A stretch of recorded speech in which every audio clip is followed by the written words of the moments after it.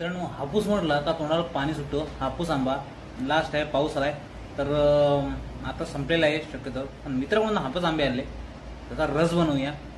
बरेचदा हापूस आंब्याचा रस मी याच्या आधी खाल्लेला नाही, पण आज योगायोगाला चला तर हापूस आंब्याचा रस बनवू.